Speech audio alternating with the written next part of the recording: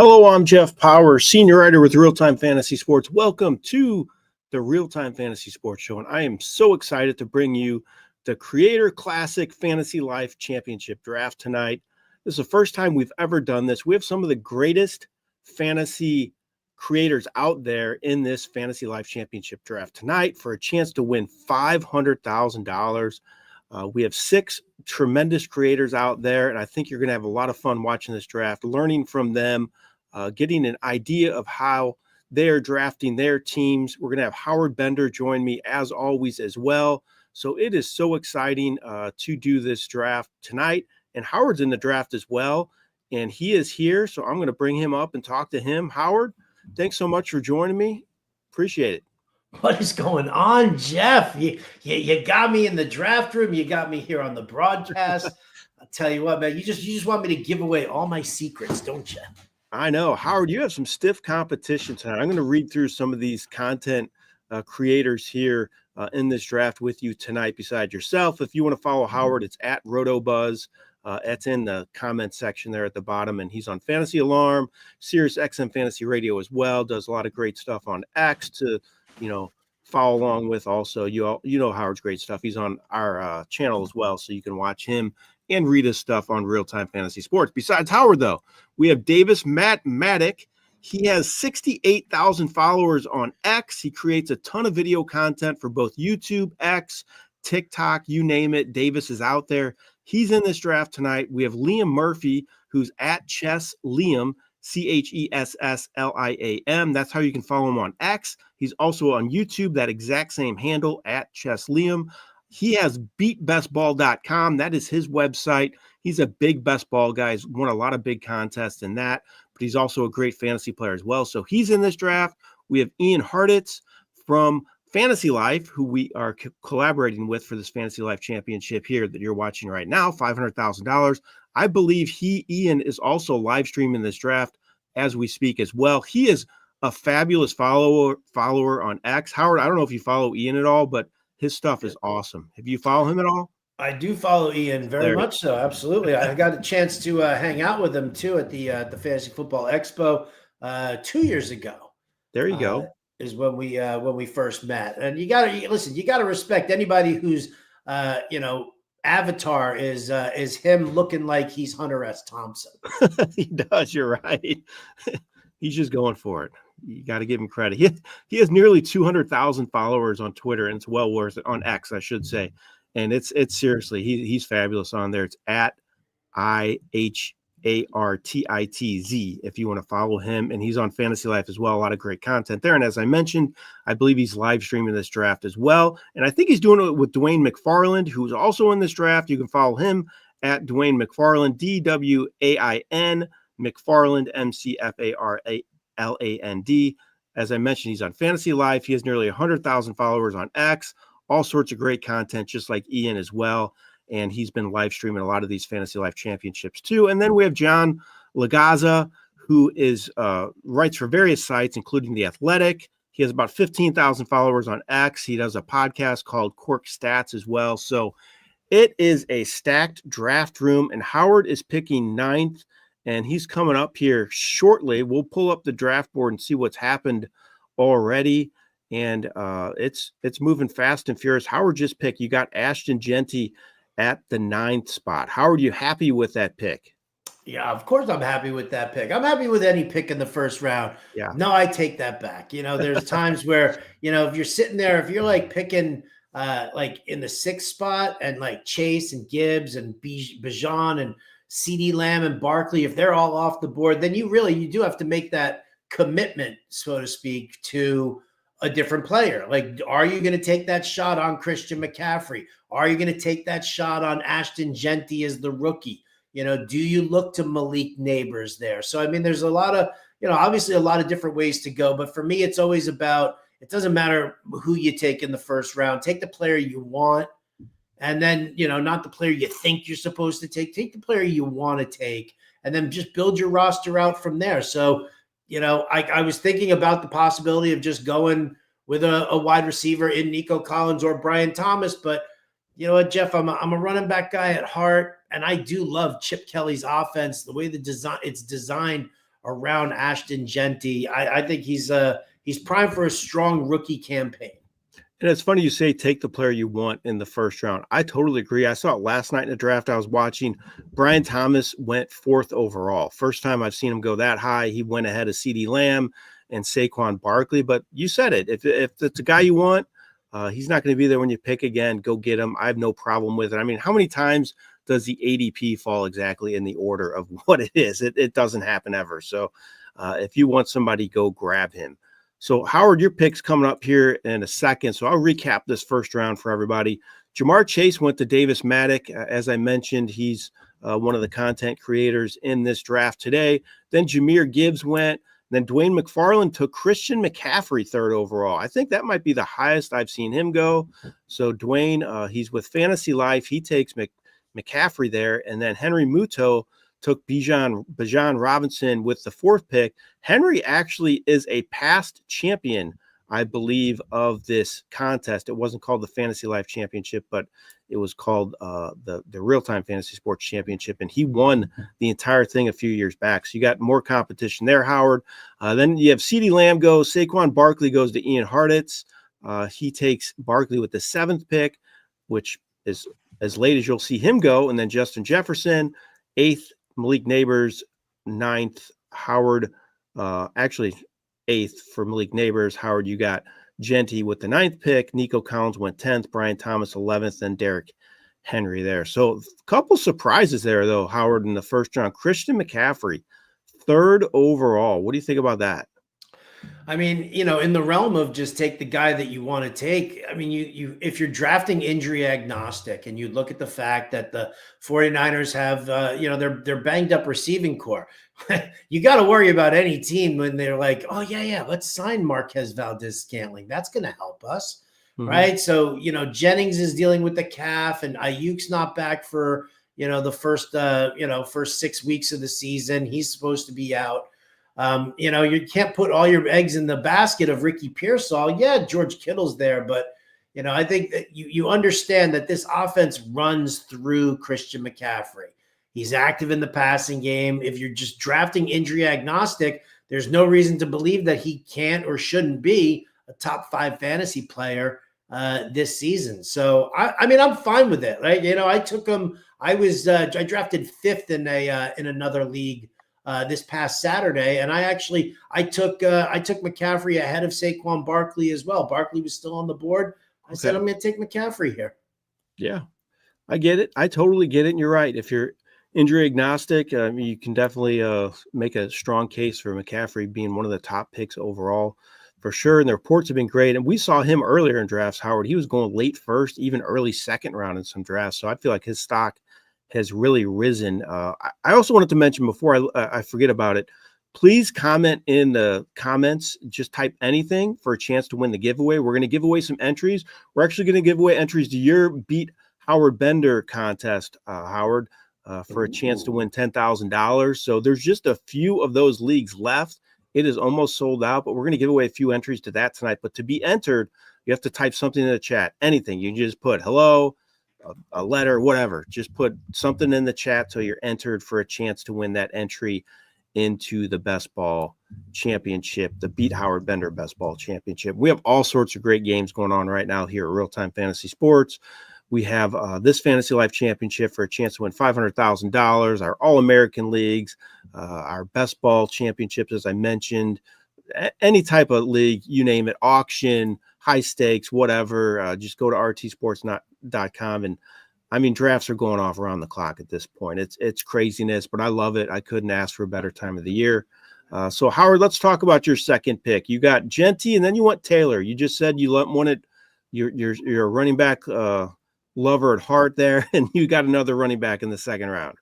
Yeah, I mean, it was looking at Taylor. It was Amon-Ra St. Brown was the other choice that I was going to make, possibly even AJ Brown. But I just kind of looking at this field and this group of guys who are in here, and I feel more secure about my roster builds when I do have like a good 1-2 punch at the running back position. Mm-hmm. Like I know the player pool. I know where to go. I've been tracking the ADP and where a lot of things are happening. So I do have, I have middle round running backs and I've got middle round wide receivers where I want to kind of take a look at. So I'm perfectly fine stocking up on some running backs and then maybe getting some other guys in rounds 4, 5, or 6, where everybody's now suddenly looking for that last bell cow running back, right? So all of a sudden, once you get into like rounds 4, 5, and 6, you're dealing with guys who are probably sharing the workload for the most part in the backfield. So that's the time that I like to go for some wide receivers. So you had a choice with A-Chain there, and you took Taylor as well. Is the whole A-Chain soft tissue injury thing kind of scaring you from him a little bit at this point? Because I feel like his stock's kind of fallen in some of the drafts I've watched recently. And listen, I've been down on Devon Achane the entire time. I've just been down on Miami in general. I think the bloom is off the rose. I think Mike McDaniel's on the hot seat. Mm-hmm. He has not done a good job of making adjustments, and that's, I think, one of the things. I was talking about this the other day. Andy Reid's such a great coach because he's always making the right adjustments that he needs to make to get his team to win. McDaniel is just not doing that. He's looking at what he did in the first year in Miami, and he's not able to replicate that based off of all the things that are going on. Now, Tua is always a health risk. Achane with the calf. He's also very reliant on Tua and the pass. Right? He's not like a power running back. So, I kind of look at that and I'm just like, do I really want to invest in a guy like Devon Achane? I don't like, what's happening with Tyreek. I don't like I'm not a Jalen Waddle guy. So I think it's just the entire Miami offense that I'm just really kind of down on. So I wanted to ask you this, Howard. We've watched a lot of drafts. You've been in a lot of drafts. Like, how has that impacted you to this time of year? I feel like for me, I kind of have a complete game plan on how I want to attack things more so. But I mean, just from watching all these drafts and knowing the ADP, how has that, shaped your drafting style for this year at least?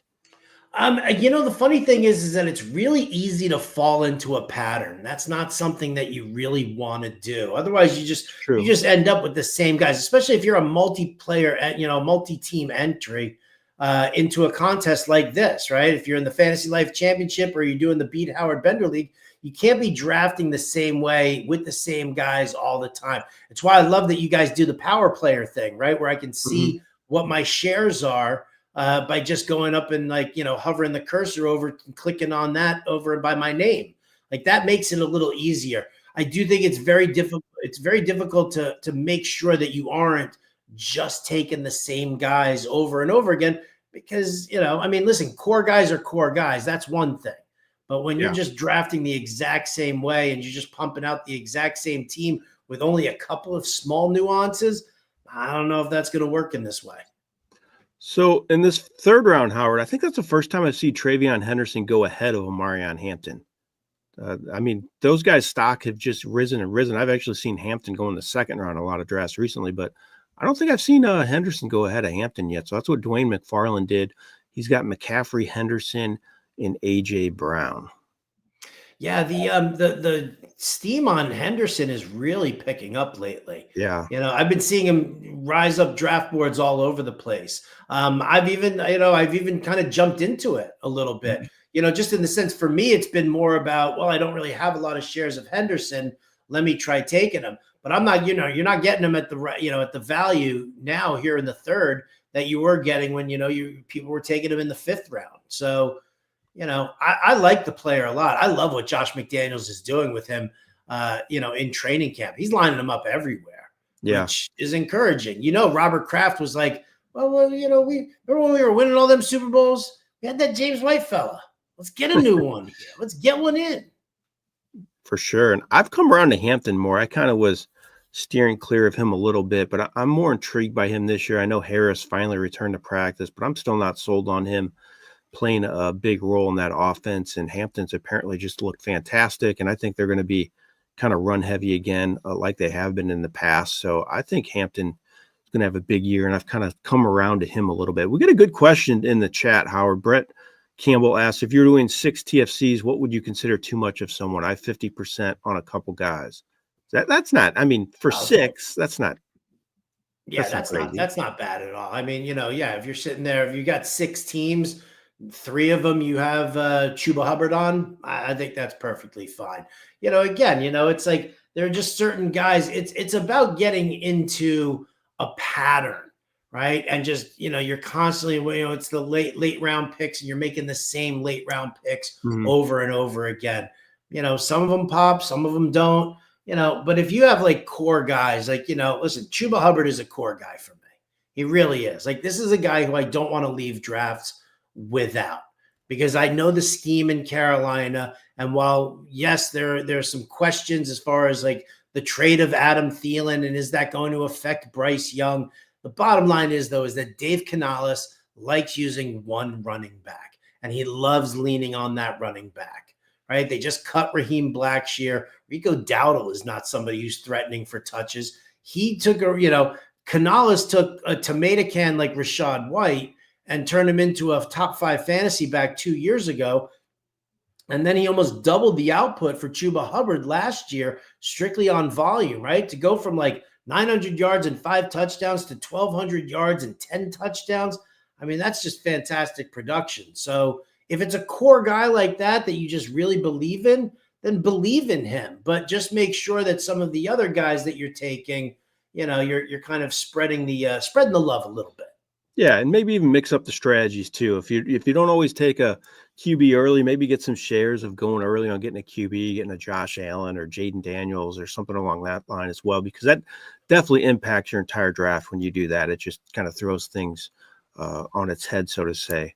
And Howard, you just took Chuba Hubbard as you were talking about him.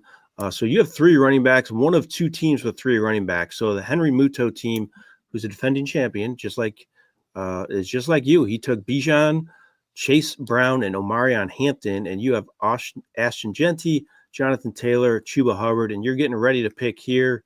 I have a feeling you may end up looking at a receiver here. If I had to guess, is that what you're leaning towards here as you're getting ready to pick?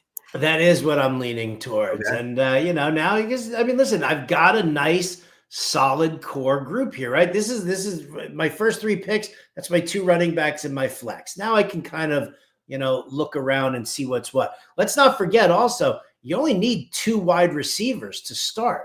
Yep. So, to me, there's not as much pressure. If you've got 3 wide receivers to start, maybe it gets a little crazy, but I feel confident doing that and then taking our latest, millionaire, Terry McLaurin, as my number 1 wideout here.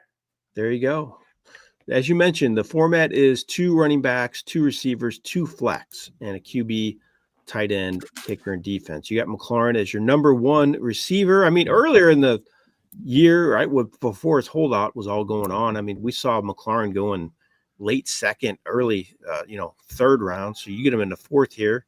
So I think you got some pretty good value there. I'd be happy with that. You know me, I love a good discount, right? Yeah, for sure. Look at Breece Hall falls all the way to the 4th round. Wow. It hurt me I mean, listen, I love Chuba Hubbard, and I have Breece Hall ranked above him because I love Breece Hall also. I'm so heavily invested in Breece Hall and Garrett Wilson for that matter. And I'm a Jets fan that I figured with this crew, I need to kind of push that love aside and dig deep here. Yeah, I think that team after you, I don't know what they're trying to Mopatis, whatever that is, but he took 2 receivers and a QB, and so he ended up getting Breece Hall's RB1 in the 4th round, which that's pretty sick. Not too bad for him. Yeah. Holy cow. There's one other team without a running back, and it is the Davis Maddock team there, picking 1. He has Jamar Chase, Lamar, and then Xavier Worthy. I wonder what's going to be left for him to pick there in the 4th. I'm guessing he's going to go running back, but who knows? Right. I mean, we'll have to wait and see, what he does. You do know, though, he's not gonna tag Joe Burrow in there also and go with the Burrow Chase tandem that everybody from the 1 spot seems to be doing there. Let me ask you this. Yeah, you're right. That does seem to be a common theme. This is the earliest I've seen Xavier Worthy go. Right? Yeah. How are you reacting to the Rashee Rice suspension? Like, where are you looking at Rashee Rice? I put out a video earlier today kind of talking about where I have him listed, but I'm curious as to your thoughts, Jeff. Yeah, it's a good question. I think it's still similar to I'm kind of seeing him still in that, sixth round range is kind of where I feel comfortable for him there. He's going to miss 6 games, but at least he's there for the fantasy playoffs. And by the time the sixth round is coming around here, you're most likely going to have 2 receivers and 2 running backs on your roster already. So you got a pretty good core there, and might be able to get away with, taking a chance on Rice. Or I might even do the 5th round for Rice because, he's just set up for a big finish. You get a rested player and a explosive offense. It showed really well. I think, the 6th round's a good spot to get him, and I have no problem at all doing that. What about you? 6 rounds a little tough for me. It is only in the sense that you are going to be without. I actually would have preferred that he play the first 4 games and then sit out the next 6 or 7, basically because of the week 10 bye. Because think about this: he's going to miss the first 6 weeks, and he's got the week 10 bye. So That's true. you're losing that also. But for me, it's like you jump out to that quick lead, right? You win your first 4 games. You've got your team firing on all cylinders. Rashee Rice is balling out for you, and then when the bye weeks start, and then you have to start filtering in your other guys. You know what? Then boom, I can replace Rashee Rice and not worry about him, but I know I'm getting him back for the fantasy playoffs anyway. So actually, it would probably be week 11 and 12. So the last 2 weeks of the fantasy regular season, or week 12 and week 13, you're getting him, for that run. So you were missing the bye weeks, but you could have just been like, I'm going to need to use some backups anyway. I'll take Rashee Rice if I have 3, probably 4 rock solid wide receivers who I feel comfortable. And this is like if you start 3 wide receivers in your league. Okay. Right? In a 2 wide receiver, in like this format, maybe I bump Rashee Rice up a little bit more, but I don't want to sit and have to rely on this guy and having him eat a bench spot for me, because there are a lot of formats that don't let you put a suspended guy on IR. So you can, if you're eating a bench spot here, I want 3, maybe 4 wide receivers locked in who I feel very comfortable with, and then I'll use Rashee Rice, right? Then I'll draft him. So for me, I'm looking at him like 8th or 9th round, maybe the way it goes. But I have to be confident in my wide receiving core. Interesting. This is the first draft I've watched since that news broke today, so I'm anxious to see where he goes with all these guys drafted in here.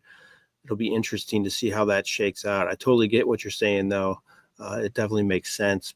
But I don't know. I still think maybe I'd go round 6 or 7 for him. But we'll see where he goes here. And Davis Maddock there in the 1 hole has just refused to draft a running back. He's going receiver heavy, 4 receivers. He just took Moore and Travis Hunter. We thought he might go running back there.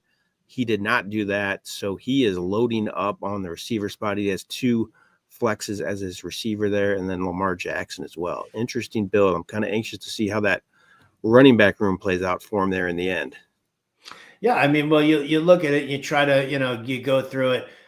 Is he, is Davis one of those guys who's going to try and take everybody else's handcuff and, not care about That's it? true. Right? You take Zach Charbonnet, you take Jordan Mason, right? You take, Tank Bigsby, and then all of a sudden, you're like, all right, well, these guys may have some opportunity. Maybe they've got some, some juice to them, and he's going to rely heavily on the wide receiver. Again, it's 2 flex spots, so that's the thing here. This one, you're only starting 2 wide receivers, you're only starting 2 running backs, but you have 2 flex spots. So what that does is it allows you to just take, in your opinion, the best player available without worrying too much about the position. Because he's legitimately, he's sitting there. If he drafts running backs in like round 6 and 7 right now, he's got his 2 wide receiver spots and his 2 flex spots already taken care of. And then all he has to do is fill the running back area. So, again, it's just what you're most comfortable with doing. I'm a running back guy. I like the security of having those running backs available to me. It's not as important to him. Yep. And again, if you want to get in this giveaway, I'm going to do the first one at 7:30, or 8:30 Eastern, 7:30 Central Time. There's a lot of people watching this, but there's only been a handful that have mentioned anything in the comments. So mention something in the comments. You got a chance to win a best ball entry to the Beat Howard Bender contest. So just put anything in the comments at all. I'm going to do the first drawing here at 8:30 Eastern time, 7:30 Central, and I'll let you see it on there.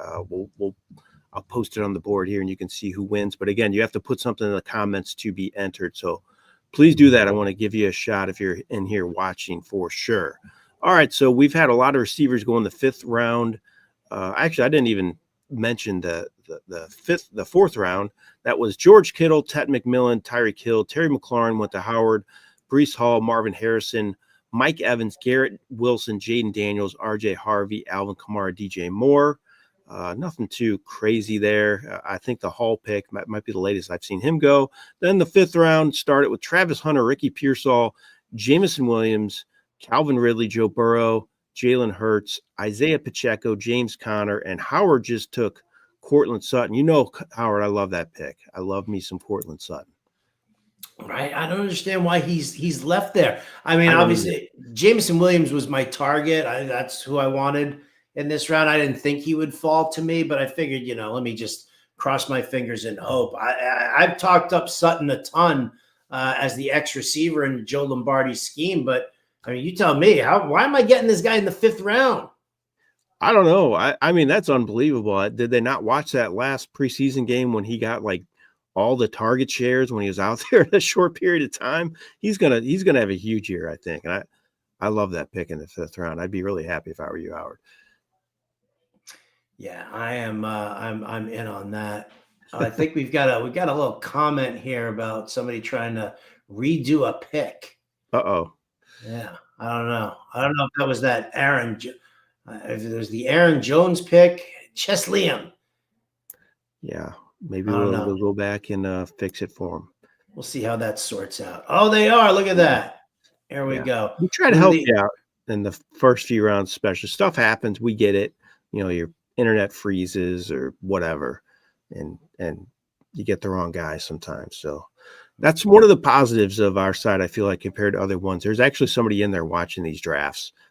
My son does it a lot of drafts, so you'll see him in there. He really enjoys it. I do it sometimes to help out as well because it's so slammed right now, but we actually have somebody in there for these big time drafts, so we can help you out if something happens. So I think that kind of differentiates us from the other side. So then Jones goes 2 picks later to the Bananas team. He got Jones. It was Pollard, Pickens, and then Jones after your pick, Courtland Sutton. Your pick's coming up here in a second, Howard.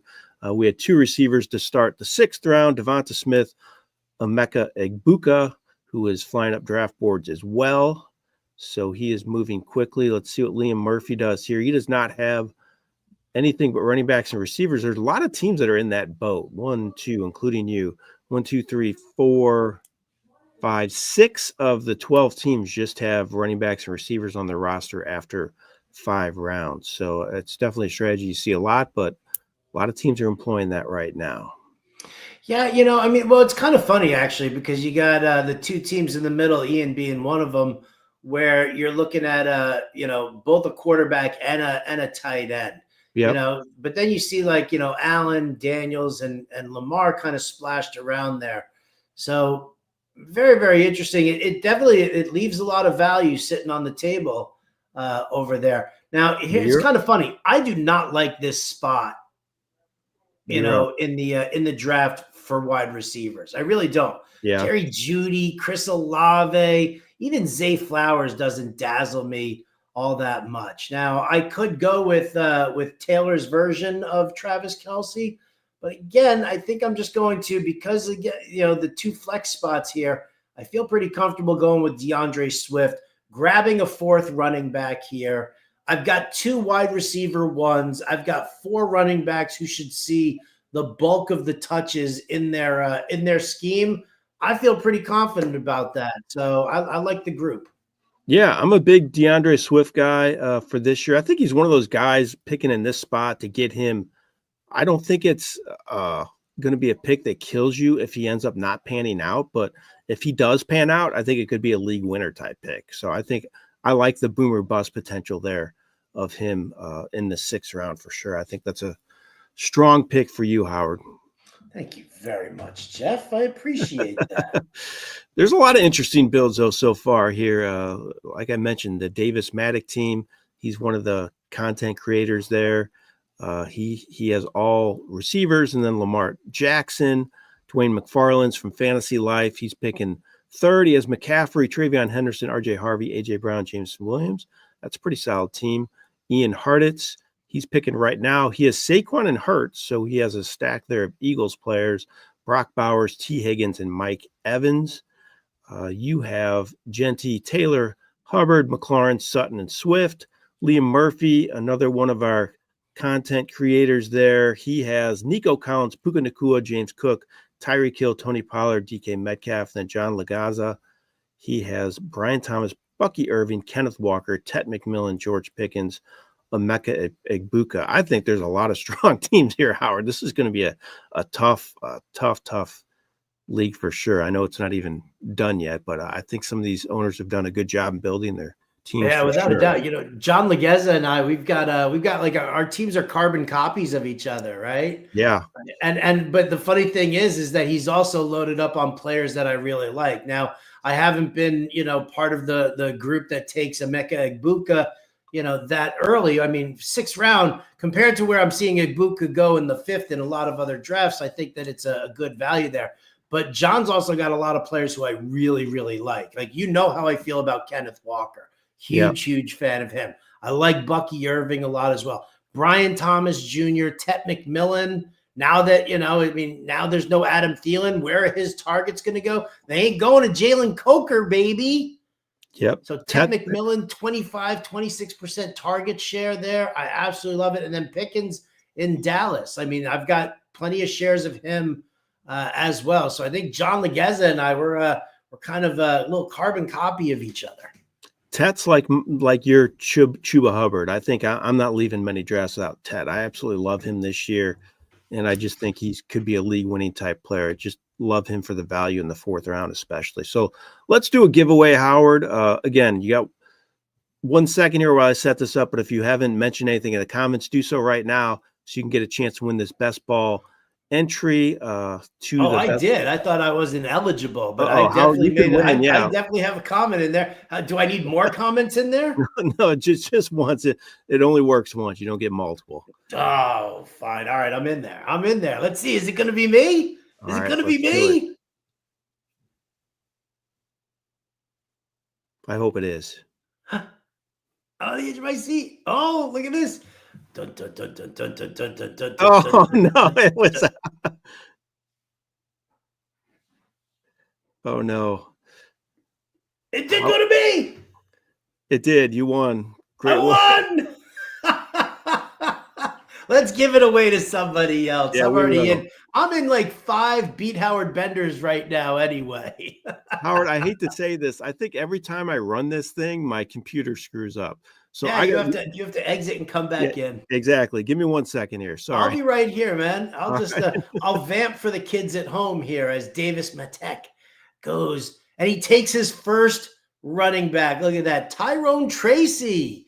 Shout out for the G-men there for him. Well done, sir. Well done. We were wondering how long it was going to take you to get that running back, but, listen, here we go. By the way, the Zach Charbonnet snipe there by 6th round. I tell you what, Legaza, I'm going to give you a big hug because I know what it's like when somebody steals your handcuff. It's always a tough spot to be. Always a tough spot to be. I'll tell you what, man, this has been a fantastic draft so far. I do like a lot of the team builds here. Maybe I'll ask anybody in the chat, where should I go with my next pick? What do you guys think? I've got 4 running backs, 2 wide receivers. Do I need more? Do I? I don't know. I don't really think so. I think that, I'll get some. Where am I going to make my move to next? But we'll see. We'll have a look-see. Let's take a look at somebody else's team here and see what we like. Let's go to bananas at the very end. Oh, there you are, Jeff. I'm back. I think we found the common theme of what happens, though, when we do a giveaway, my computer blows up for some reason. And now we got to do it again because you won, unfortunately. What do you Not mean? unfortunately. Unfortunately, I thought I was I know eligible. you're right. So give it to me. I'll take it. I'd rather have you here with me. No, I'll tell you what. For the next one. How many giveaways are you doing? I think we're gonna do 3. You're gonna do 3. Yeah, we're going all out. Okay. All right. Damn. Let's see let's try this again. Let's see what happens. All right. Let's I'm see. kind of scared.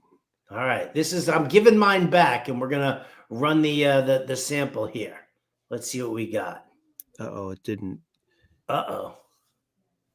This is what happens. This is like when you give, I said this earlier, this is like what happens when you give like your grandpa your iPad, right? And you tell him to just figure it out. It's technology here. We got it.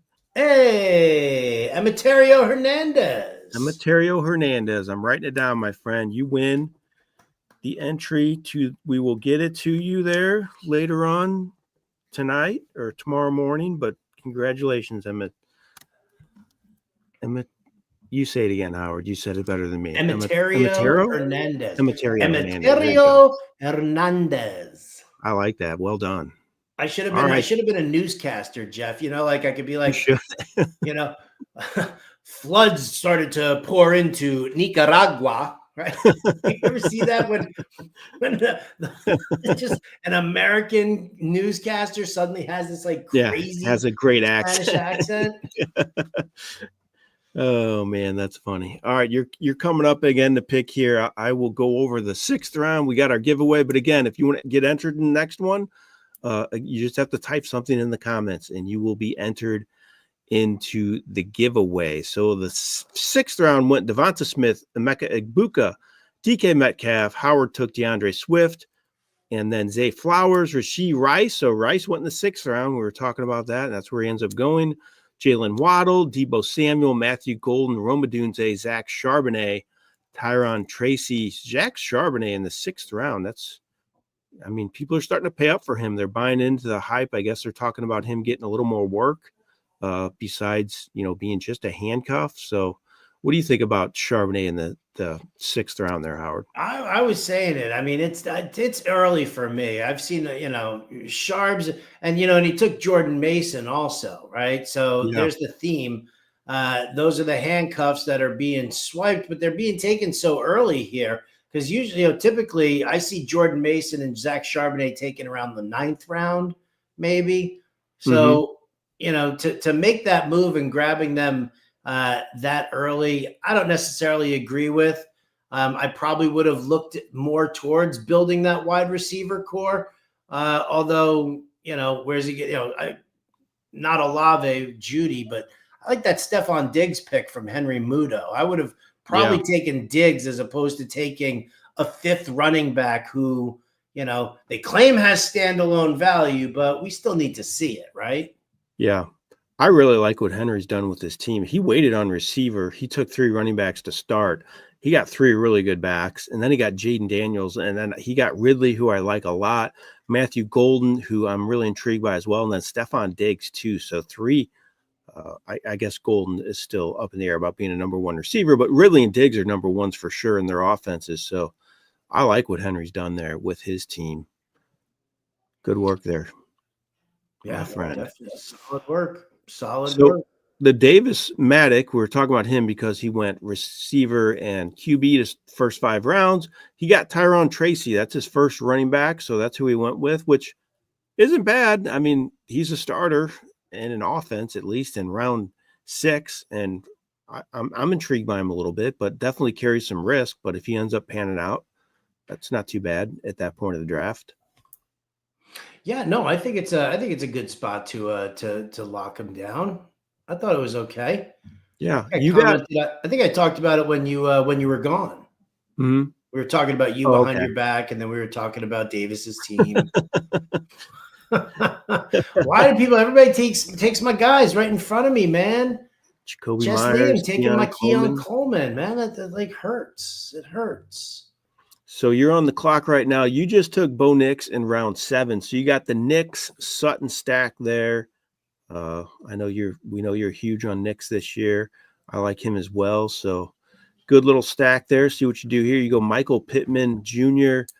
of the Colts. So you said you wanted Coleman there, didn't get him. Anybody, I guess we don't want to talk about who you're debating with, but were you looking receiver the whole time here? Is that your thought process after having 4 Yeah, running backs? yeah, I was kind of looking wide receiver. I did check out the tight end situation. I thought about possibly Evan Engram, but one of the things that I've been talking about a lot lately is how you have to change your mindset, your draft mindset when you're, Mhm, even when you're doing a large field tournament like this one, you mhm, still have to set your lineups each week. And so if you're setting your lineups each week and it's not a best ball, stacking just isn't what I'm all about. I don't mind pairing. I like pairing, right? Nick mhm. Sutton, I'm fine there. But I thought about the possibility of going Engram, but then I snapped out of it. And I was like, am I really going to want to start 3 Broncos every single week? I love the Broncos this year. I'm very confident in their offense, but if you stack a team, then you're really, I mean, you're hardcore committing to that team. And if somebody, puts a defense up, or somebody has a bad week or something like that, like maybe Knicks has a bad week, you're kind of slitting your own throat by over investing into one team for that week's worth of scores. A pairing, that's great, that's fine, Yeah, but not the full stack when you got to set your lineup every week. yeah, totally get it. So to reset here a little bit, you're watching the Creator Classic Fantasy Life Championship Draft here on RealTime Fantasy Sports. We have several content creators in the fantasy industry in this draft right now, including Howard Bender, who's on with me. So we're having a lot of fun breaking this down, going over all the picks. Howard is in the draft as well. If you want to get in one of these Fantasy Life Championships, go to rtsports.com, click on that Money League link. You can see everything we have to offer on there, including this Fantasy Life Championship. And Howard has if you're a first-time user of the site, he has a deposit match. We will match up to 50%. How can they do that, Howard? Oh, it's very, very simple. Just go to rtsports.com/bender. And it'll give you'll see the page will come up and you'll be like draft against me or deposit. If you click that deposit button, you'll get a 50% match up to $500. So Perfect. throw some money in there, get some matched money, throw that into these contests, and then you can go back and you can drop in on that. You can draft against me in the Beat Howard Benders. But rtsports.com/Bender, and that automatically populates the promo code for you. Yeah, and at some times of the year, it's harder to find certain times to draft. But this time of the year, if there's a time you want to draft, it's available now on our site because they're going off around the clock, and it's the Wild West here at Real Time Fantasy. But It we really love is. it. We love it. We have a lot of tight ends going off the board here. Man, Tyler Warren went with the 10th pick in the 8th round. I'm not sure I've seen him go that high. That's another one where the steam's been building up a little bit more on him. Yeah. You're starting to see people getting a little bit more excited about that.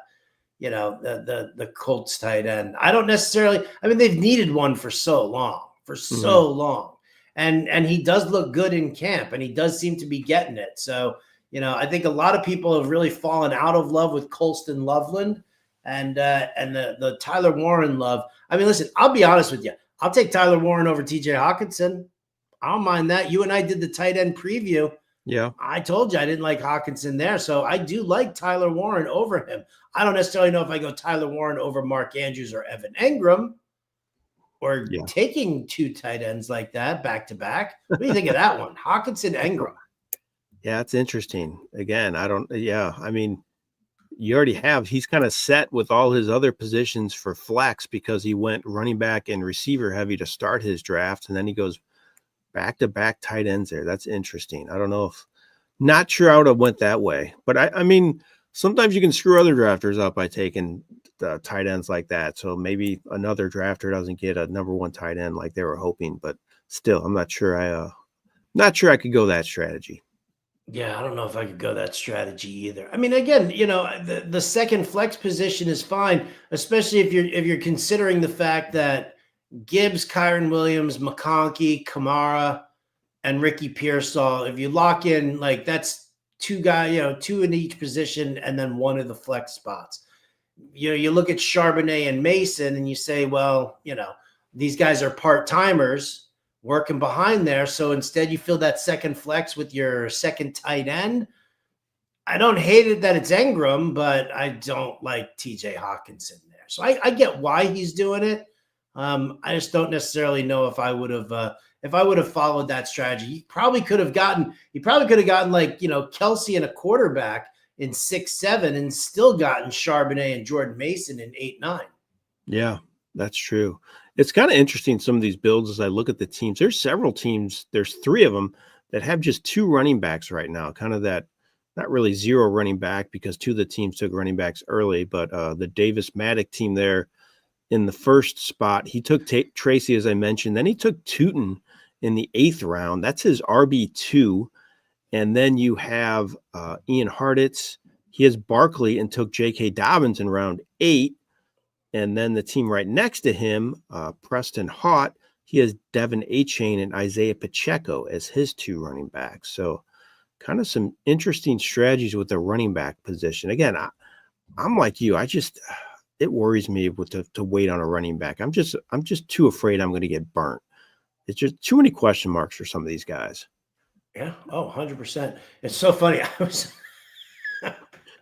in the realm of having too many draft windows open. I was like on the clock in 2 of the Beat Bender drafts here on RTSports. So I had that in there, and all of a sudden I clicked on the tight end position. I was like, oh, okay. After all of these guys go off the board, who's the best tight end? And I'm like, Trey McBride? Trey McBride came off the board? Oh, no, there he is. I was like, oh, I'm in the wrong Well, he really went late. Dude, not easy. Yeah, you're getting ready to pick here in a couple picks higher. We've seen a lot of tight ends go these last couple rounds, but it's kind of the sweet spot for the tight end, though, if you wait, is this 8, 9, 10 area. So we had Laporta go in 8, and then Warren, Hawkinson, Andrews, Ingram, Njoku there. I know you're high on Njoku. I'm starting to get a little worried about him, though. I don't like the Fannin talk a whole lot, and I'm still worried about that QB situation, even though Flacco's starting right now. And Njoku just kind of scares me a little bit. I don't know if I'm going to get much stock in him, but I know you're still high on him. You still feeling good about him? I mean, I'm okay with him. Who did they just cut? Somebody that I thought was kind of interesting. Because, I mean, if you look at it, their wide receiver core is Jerry Jeudy and Cedric Tillman. Then you've just got a whole bunch of question marks in there. Like, where are you going to go with those? So maybe Fannin does find his way into some extra targets. I don't necessarily know. I see that's the thing. I think it's at the expense of a wide receiver 3, not necessarily at the expense of David Njoku. So I don't mind it. I don't love it, though. I definitely don't love it. You're up, Howard, by the way. Sorry, I asked you a question. I don't know. Where am I going to go? Who am I going to draft? What am I going to do here? Braylon Allen went right before you. Then Chris Godwin, Khalil Shakir, Javonte Williams, David Njoku, Jaden Reed, Evan Ingram, and Mark Andrews there. Kind of interesting to me that Tootin goes ahead of Braylon Allen and Javonte Williams. I'm not sure I'd go that route. You got Marquise Brown. Here's the thing about Braylon Allen that I do find kind of interesting. If we're so nervous about Braylon Allen, right? If like Braylon Allen's going to ruin the value of Breece Hall, right? This is the highest I've ever seen Braylon Allen go. It's the highest. And he drafted him as a handcuff, which I totally get. Mm-hmm. But like, if you look at just general ADP numbers around, all the other drafts that are here at RTSports, Braylon Allen's ADP isn't like on the rise. If this is a guy who is so, he's going to steal all this work from Breece Hall, like why is nobody, why is nobody drafting him early? It's a good question. I actually kind of feel like Jordan Mason and Allen are kind of have similar situations, and Mason always goes 2 rounds earlier. So for me, I'd almost rather get Allen at the cheaper price tag. I like Mason, don't get me wrong. I think he could have a good year, but I just feel like they're in similar situations and they're not valued the same. Yeah. No, they're not. I mean, because everybody, because I mean, the talk started like 2 months ago that That's true. that Jordan Mason has standalone value. Hmm. And people are down on Aaron Jones. And so that's really elevated Jordan Mason to where he's at. Yeah, they haven't really talked it up too much that like suddenly Braylon. I think it's a very small niche group of like fantasy people who are, I don't know if they're wish casting or whatnot, but I haven't seen anything from coming out of Jets camp at all that says to me that they're not going to ride Braylon Allen and Breece Hall. I mean, Breece Hall, he's a free agent at the end of the year. Hmm. What do teams do with their free agents, right? What do they do with their free agent running backs? They run them into the Run them into the ground. ground. Yep. There hasn't been any kind of talk of an extension. They run that guy into the ground. Maybe you spell him a little bit with Braylon Allen just so that the kid stays, in tune with the offense. But just because Tanner Engstrand comes from Detroit doesn't necessarily mean that he's going to lock down two running backs in a Gibbs / Montgomery fashion. It doesn't look like that at all to me. So you go Marquise Brown in the 9th round, Howard. Is that kind of was that a pick made more so after hearing the Rashee Rice news? Because he's probably going to slide into a starting role there while Rice is out the first 6 games. You're going to try to ride him early in the season? Yeah, I definitely am. Why not? Right? Why not? I mean, you look at the other wide receivers who are around there. I'm not taking Josh Downs because I got Michael Pittman. Marvin Mims, I mean, I don't dig that. DeAndre Hopkins, Darnell Mooney's still banged up. I mean, there's not really, I mean, the wide receiver room has been picked fairly clean. So much so that here you go, right? I'm probably taking him too soon for where he should be going. But, sometimes you just got to go and get your guys and not worry about ADP or all that other nonsense. And this is a room that could steal them from me. So there's got to be another Kyle Pitts truther out there somewhere, isn't there? Oh, there you go. Come on, somebody, anybody? They're harder to find. They're harder to find, but there's still a few. I get it, though. I get it. I totally get it. And I still think we've talked about this in the tight end preview too. There's some value to be had really late also. So I think you can, hedge this Pitts pick with another tight end in another couple rounds and probably still feel pretty good about it if Pitts doesn't end up panning out for you again. You know me, man. Drafting that yin-yang draft strategy, right? Yep. Got to take a guy with upside, I'll find a high floor guy out there somewhere. I got an idea. We'll see if I may write it down and see if because I'll forget. So this is my prediction right here, everybody. Oh, okay. Does that say Vontae Mack no matter what? Not quite. All right. We have, a lot of tight ends here recently. 4 in that 9th round, 2 to start the 10th round with Purdy, Tucker Kraft, Josh Downs, Trey Benson, Austin Eckler, Rashid Shaheed, Tucker Kraft. That's one name. I feel like he's another one that it either seems the so-called experts are really high on him, wondering why he's going so late, or they're just kind of avoiding him. What's your take on Tucker Kraft? Tucker Kraft is a snooze fest to me, right? I mean, what are you getting out of Tucker Kraft? On average, you're probably getting, 3 or 4 catches maybe for like 40 some odd yards. You looked at his touchdown games last year, and some of those touchdowns were like, it was like broken coverage, and like a big yardage touchdown. I think he had like a 60-yard touchdown that just totally skewed all of his numbers, yards per catch numbers and things like that. Sometimes you have to dig in on that. When you've got Jaden Reed and Matthew Golden and Romeo Doubs and Tucker Kraft, let's not forget that Luke Musgrave is back, and they're still very bullish on Luke Musgrave. I feel like, for Tucker Kraft, for where people are drafting him, I don't know. There's just no upside to me. There's no joie de vivre. Wow, look at you. Throwing out the big words there. Howard's been taking the I'm just trying to mix it up, make it more entertaining for your listening audience, Jeffrey. Appreciate that. So Quinshon Judkins just goes in round 10, still not signed. I don't know what to think of that situation. I just feel like he could end up being somebody that could help, but man, that's just risky at this point that he's still not signed. I don't know what's going to happen there. You have any stock of him anywhere? Taking any chances on him at all?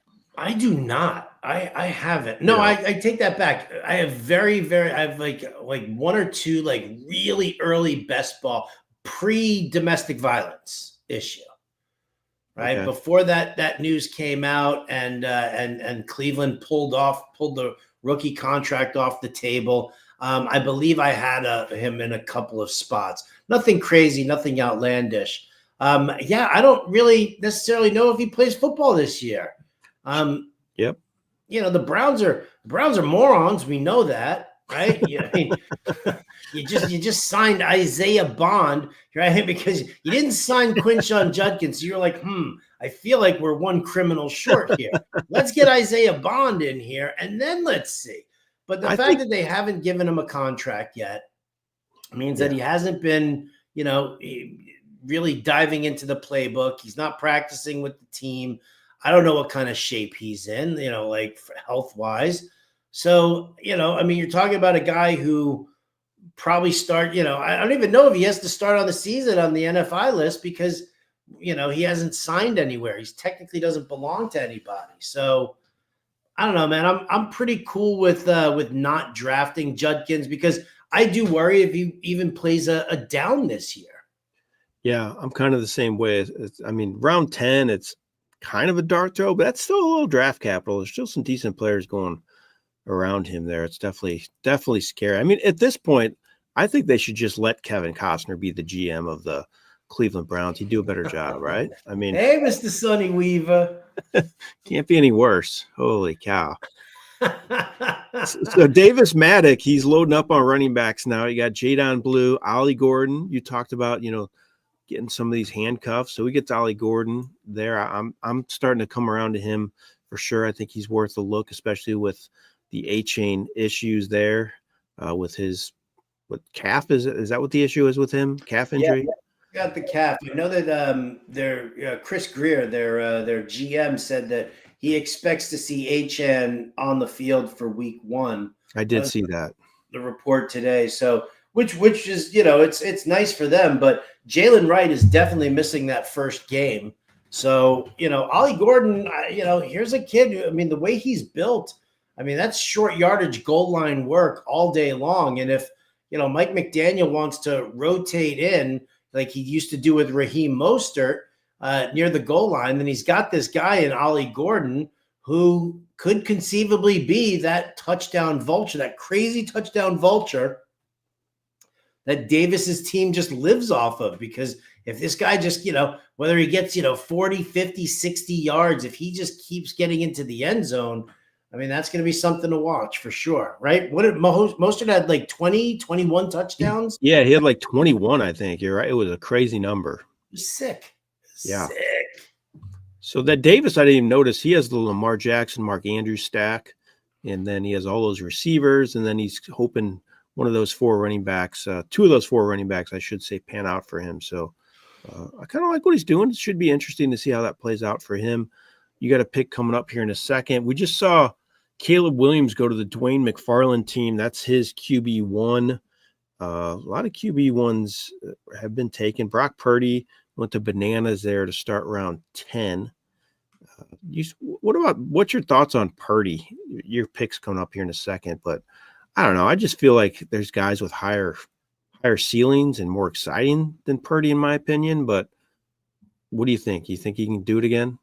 Have another decent season? I think he's fine, right? He's he's middle of the road. He's a guy who has the potential to sneak in as a top 12 quarterback, but he's a back end top 12. He's always a back end top 12 because he doesn't have any rushing element to his game. And listen, McCaffrey's going to be taking a lot of the work right now, and and he's dealing with Ricky Pearsall and Juwan Jennings, and and Ayuk's going to be gone. So yeah, I don't mind Purdy if you're settling for him as your guy, but I don't necessarily know if I'm like running out to get him.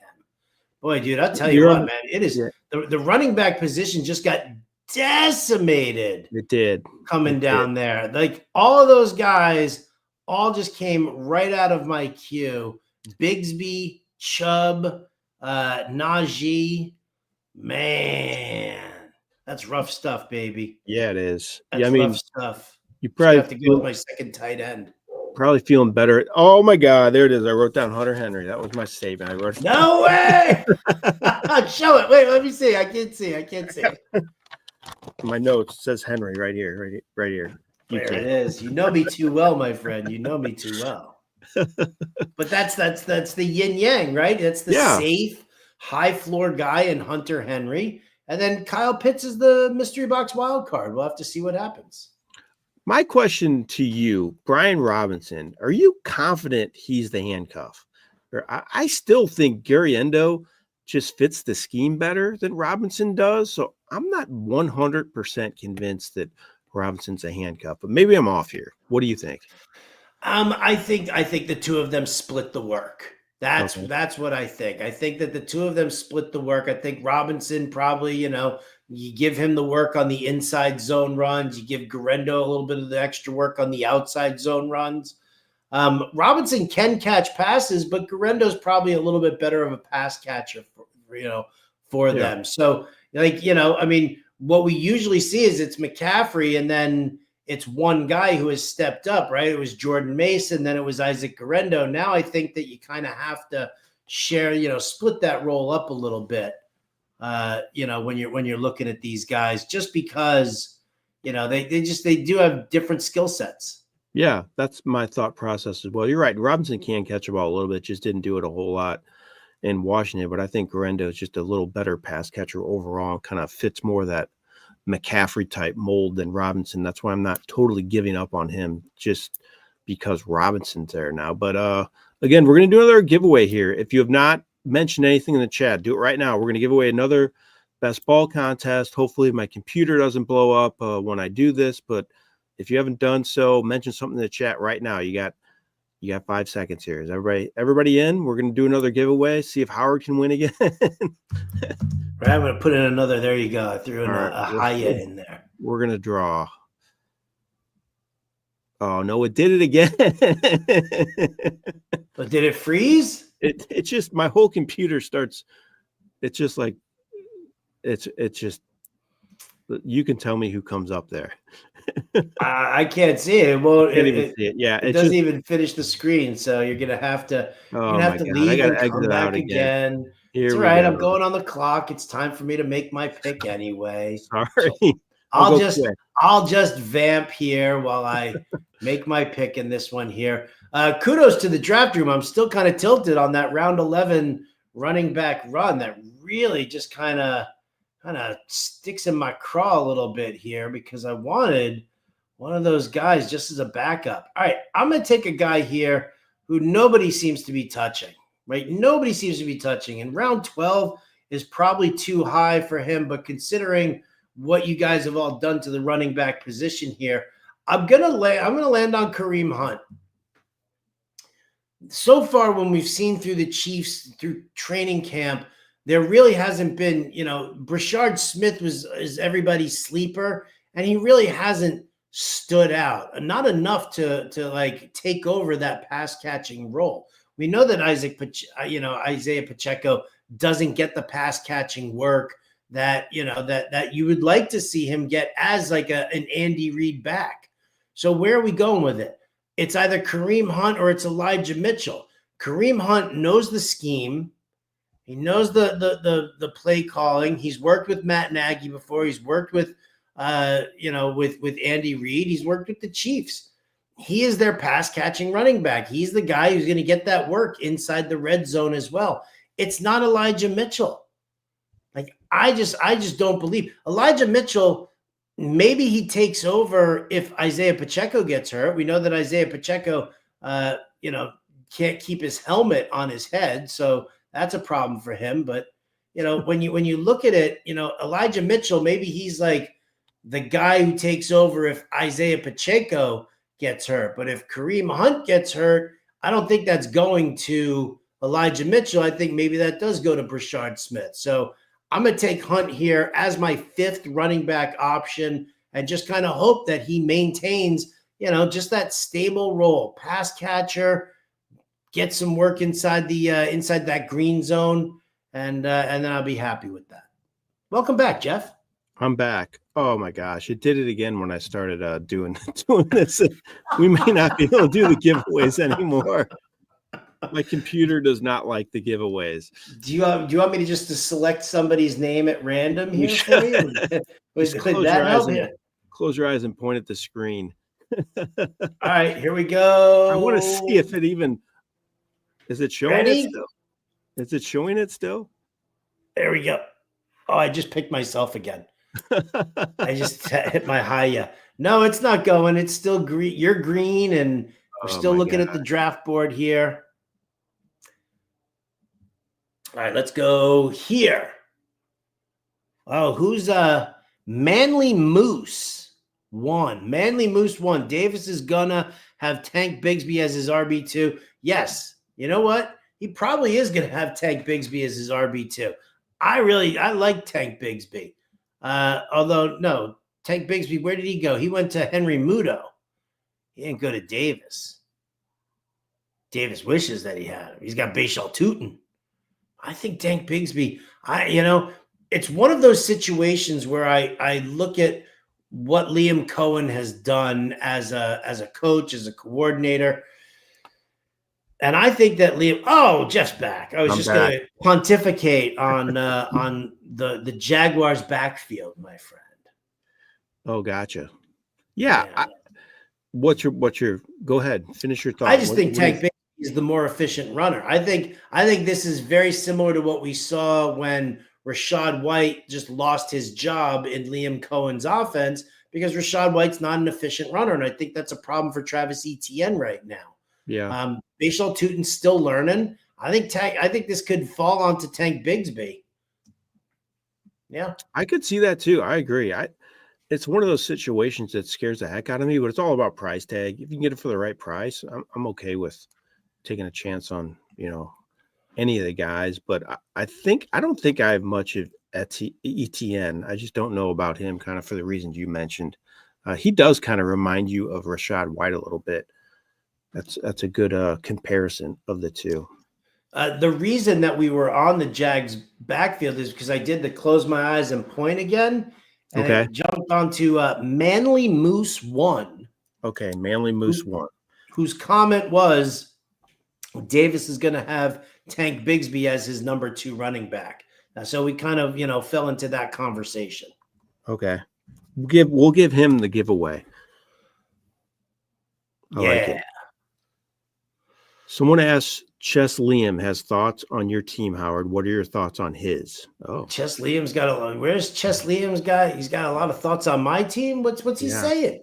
Yo, what's he saying about my team, yo? I don't know. He might be doing another live stream, so maybe he's commenting on your team. Let's see let's take a look at his team here. He's got Nico Collins, Puka Nacua, James Cook, Tyreek Hill, Tony Pollard, DK Metcalf, Jalen Warren, Keon Coleman, Colston Loveland, Josh Downs, Dalton Kincaid, Justin Fields. Like, Justin Fields scares the heck out of me as a QB1. I hate to say it. I know the rushing stuff's there, but I just look at the other options you can get. I just don't know if I can't do it. I'm out. If you're looking for that rushing upside, then I could see that. But, he's definitely going to need to pair him with somebody else. If you're looking at the QBs, listen, there's still a ton of QBs who are still available, like really strong QBs available. So, I think if your goal is to just kind of secure the rushing QB, well, wait, he took Justin Fields and he left Kyler Murray on the board? Yeah. Yeah, I don't know if I would do that. That seems a little. Oh, Kyler Murray just went off the board to torch back-to-back QBs. Yeah, he went back-to-back tight ends, back-to-back QBs. Yeah, that's his strategy there for a torch snuff there. Dak Prescott, Kyler Murray. Like, if I'm waiting on a QB, I like getting either of those guys. I'm not sure I'd go back-to-back with them, though, because I think you're going to run into a situation where you're pulling your hair out if you have any. Oh, constantly seeing, like all the points. You throw Kyler Murray in there because he's got a soft matchup, and then he craps the bed like he always does when you need him the most. And of course, Dak like throws for like 310 and 3 touchdowns. Yep, exactly. I feel like Baker Mayfield's starting to fall down boards a little bit. What do you are you seeing that as well? I feel like his stock's kind of, I guess the injury situations at receiver there are starting to scare people a little bit. It does seem a little low for Baker Mayfield. And, again, but Chris Godwin didn't get put on IR. Tristan No. Wirfs didn't get put on IR. Both those guys passed their physicals. Yeah. So I'm okay with I'm okay with the using Baker Mayfield. I actually took him earlier this morning in one of the Beat Howard Bender best ball drafts because I saw him dropping and I was like, I mean, listen, let's take him and see. Now I don't have a lot of shares of Baker, and there's definitely that concern that now that Liam Cohen's gone, does it take with Baker? Does he carry it through, or does he sort of regress a little bit? I think that's probably a big concern for a lot of people, but sounds like Godwin might only miss, they didn't put him on the PUP list because they're hoping to squeeze maybe he misses like 3 games. They're hoping to squeeze that 4th one at the end of September, and utilize him. So I don't know. I don't mind him. He's never really a target for me. I mean, again, I'm going with a lot of the mobile QBs. That's kind of where I'm at. I think a lot of people are in the same boat as you when it comes to wanting to go early draft capital on a QB. You'd rather have a guy that can run a little bit. I mean, Nix isn't a prolific runner, but he's still a guy that could, push 500 plus rushing yards. So that's going to help you there. And I might even see his rushing totals rise a little bit this year. You're coming up here in another pick. We have one more before you're up, Howard. In this round, we saw 3 QBs go: Kyler Murray, Jared Goff, Justin Herbert. So as you mentioned, there's still some good value to be had at the QB position late in the draft here. Brandon Aubrey went, so the kicker's off the board.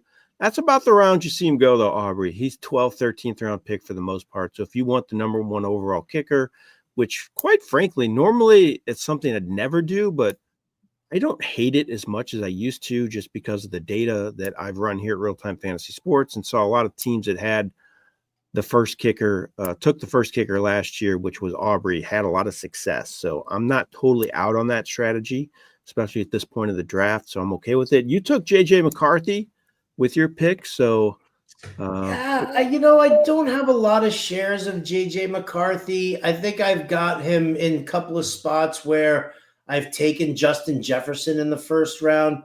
He's definitely a little bit of a wild card, but I think that there is a mobile aspect to his game. I like the fact that they brought Adam Thielen in there for him because Adam Thielen definitely, you look at Thielen's he had a 4 or 5 game stretch at the end of last season. I think it started off in week 12 with Bryce Young, where it was just like all of a sudden Young's best numbers came when he was relying on Thielen. So to have Thielen and Jefferson over there, at least for the first 3 weeks, I think it's going to be a nice confidence builder for him. So I figured I was going to take him. I was looking at either him or possibly I was going to go with the Drake May route, which I've done a bunch because I like May's rushing upside. I was also kind of contemplating Trevor Lawrence there as well because I'm very bullish on the Jaguars and I'm bullish on what Liam Cohen brings to the table. But in the end, I just figured, why not just, let's push some chips in on JJ McCarthy.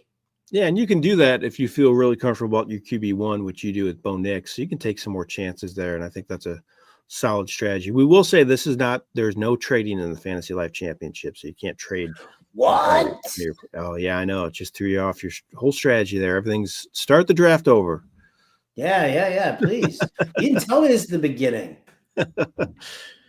All right. After you have Rashad White, Kyle Monangai, Kyle Williams, and Rashad Bateman. So there's still a couple dart throw running backs getting picked here that I have some shares of. I mean, Woody Marks is one guy, and Damian Pierce.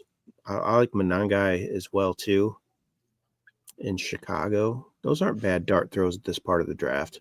No, I don't think they're bad dart throws as well. I mean, who knows if it's Roshan Johnson or Kyle Monangai who gets some, extra work behind DeAndre Swift. It's not a situation that I want to handcuff because I think it could kind of go either way. But, Yeah. I like Mononga. I like the Shipley pick also for Team Bananas. Yeah. Big fan of that one as well. You know which pick I think is terrible? Rico Dowdle. Yeah. Rico I, Dowdle. He's terrible. he- He's he's horrible. Well, because I mean, listen, as I take Adam Thielen to pair up with JJ McCarthy now, because I'm like that. But here's the thing. If Rico Dowdle was so good, why did Dallas let him go so that they could sign Javonte Williams and sign Miles Sanders, who was a cast off of the Panthers anyway? Yeah. Like, what are you telling me? What are you telling me about your thoughts on Rico Dowdle as a running back when you just let him walk? You signed a guy that hit Dowdle's new team already cast off. And I mean, it just, to me, it makes no sense in the reality world that, to think that Rico Dowdle is suddenly going to sign with the Carolina Panthers and take work away from Chuba Hubbard. It makes zero sense to me. Yeah. I'm kind of the same way. I thought Dowdle was going to play a role last year, and that just didn't happen at all.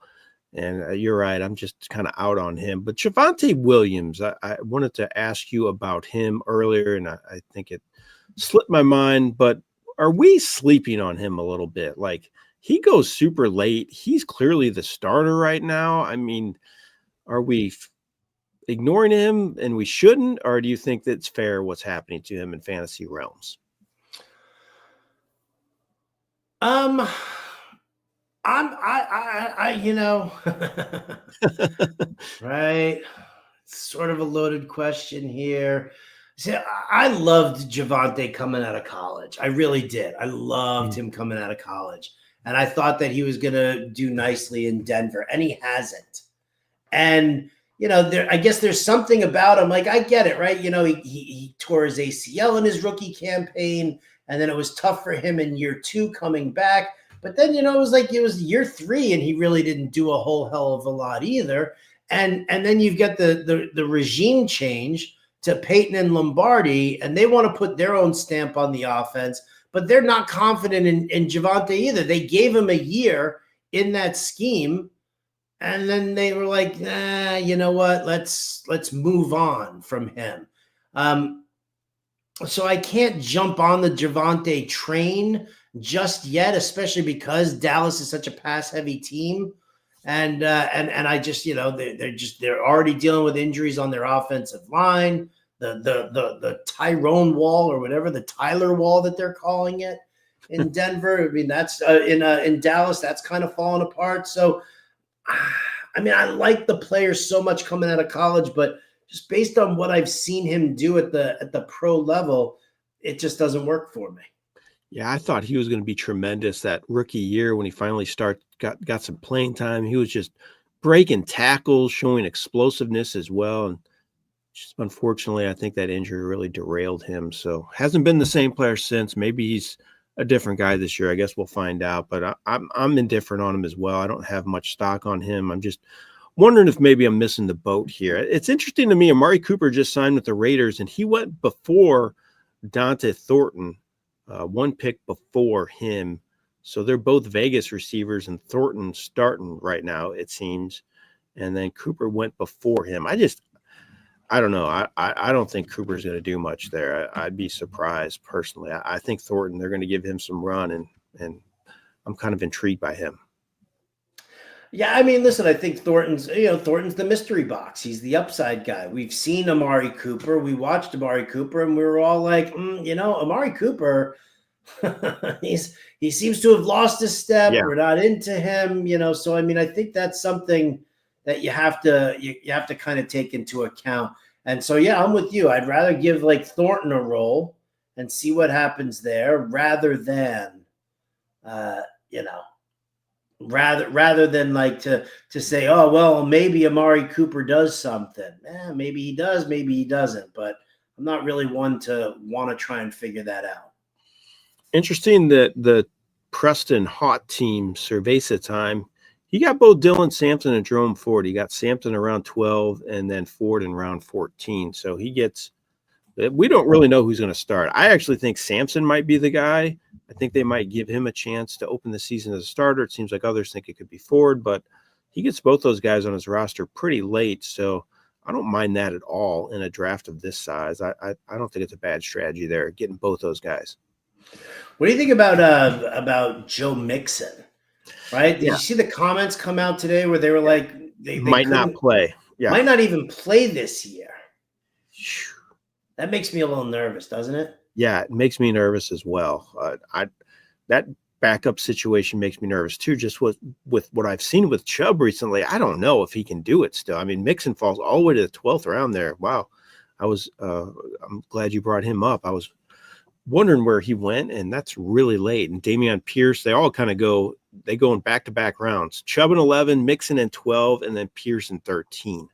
Pierce looked really good as a rookie, and then hasn't shown much since. And Chubb we know his story. I guess if I had to pick one of the three right now, I might lean Pierce for the cheaper price tag, but I don't know. I might just stay away from the whole situation. Yeah, that Houston backfield just looks really, really tough. And I love Nick Chubb. I've always loved Nick Chubb, but yeah, the reports haven't been great, which is always a little bit of a concern. But oh, I tell you, where am I going to go with this next pick, Jeff? What should I ask you? What you would do? What would WWJPD? I mean, I at this point, it's whatever. I go with the best available. I mean, I might try to find a dart throw receiver or dart throw receiver. I went Jalen Wright. Same difference. Jalen Wright, you got him there. What's your thought process with that pick? What's your thought? I mean, I just think that he's the more complete back. I think that he handles. I think if something happens to Achane, I think that he can actually take over for Achane, be the pass catching outside zone scheme type guy. I think Ollie Gordon's going to just kind of maintain his role as that that big wide bodied short short yardage guy. Maybe takes it between the tackles, but I don't see him. There's so much outside zone scheme that Mike McDaniel runs that I think he wants a much more versatile back. And I think that, Jalen Wright kind of proves to be a little bit more versatile. Not a huge amount, but a little bit, enough. Yeah, he definitely is the more versatile of the two backs. Agreed there. So, I mean, if something happened with a chain, I could see Wright taking a chains role, and then, as you mentioned, Gordon playing the same type role that he could play if a chain's healthy as well. So someone actually asked us in the chat there, Howard, what do we think of Davis Maddox running back room? So he's the owner that waited on running back, and he has Tyron, Tracy, Tootin, Bashal Tootin, Jadon Blue, Ollie Gordon, Keaton Mitchell, Woody Marks, and Brashad Smith. So he has 1, 2, 3, 4, 5 rookies in his room, and he's just trying to find somebody to go off for him. What do you think about that running back room? Definitely has some concerns there. I mean, you gotta catch lightning in a bottle. I think Tyrone Tracy is fine. They've already said that Scattaboo is going to be a complimentary piece. That it's not going to be that it's more Tyrone Tracy than anything else, and it's a PPR environment. So I'm okay with that. I'm not a big fan of Bashal Tootin. I do think Jadon Blue eventually takes over that job in Dallas. I do. Yeah. I think Ollie Gordon will have a role. Then, Woody Marks might. He's got, it's a lot of hopefuls. A lot of hopefuls. I don't like it. I mean, it's so funny. I mean, I'm looking at Davis's team and I'm looking at Ian's team, right? Mm-hmm. Ian went anchor RB. You get Saquon Barkley. I do like the J.K. Dobbins pick. I'm not a huge Ramondre Stevenson fan, but then you look and he's like Algier, Dowdle, Corum, Brooks. Those guys, I mean, that's how many of those guys is he going to drop in case somebody gets hurt on his team and he's going to have to deal with something, right? And he's going to have to pick somebody up off of waivers. Yeah. See, so if I'm waiting on I don't know, if I go RB2, if I want to wait on it, I just don't know if I can take both a tight end and QB that early and feel comfortable about my running back situation there. But he does have Dobbins as his RB2 in round 8, which, as you mentioned, isn't a bad play at all. But I just don't know about his depth at this point. Like you mentioned, I think I like the dart throws for Davis's team better than the dart throws for Ian's team, because I think he has more potential for guys to end up, finding starting roles. I think Ian is more hoping for an injury than Davis has some guys that actually could play even if there's not an injury. He's up right now. Ian's up right now, I should say. And you just took the Cardinals defense. So the second defense off the board, Howard, and you go Cardinals, huh? Interesting. Did, because everybody's in on the Cardinals, man. The sneaky folks are in. Look at the Cardinals. Listen, it's not a killer defense, and I might even take a second defense just to do it. But look at the Cardinals' schedule: Saints, Panthers, Niners, Seahawks, Titans, Colts.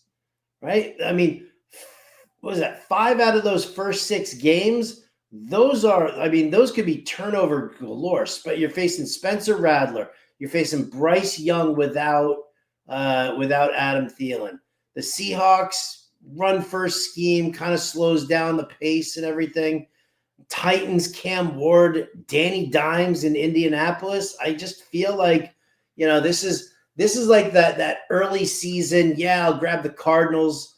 And then I'll either stream defenses once they have to face like the Cowboys, right? Then I can like think about streaming in another defense here and letting them go.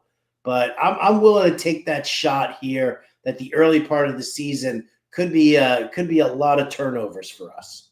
Yeah, that's a strategy definitely a lot of owners use in a format like this, especially. They try to find a defense that's going to have a advantageous early season schedule and then end up dropping them and going for other positions later on and finding that streaming defense throughout the season after that early stretch is over with. But definitely not a strategy that we haven't seen before you're using there, Howard. So no problems with that at all. We see Harold Fannin go as the number 2 tight end for the Dwayne McFarland team.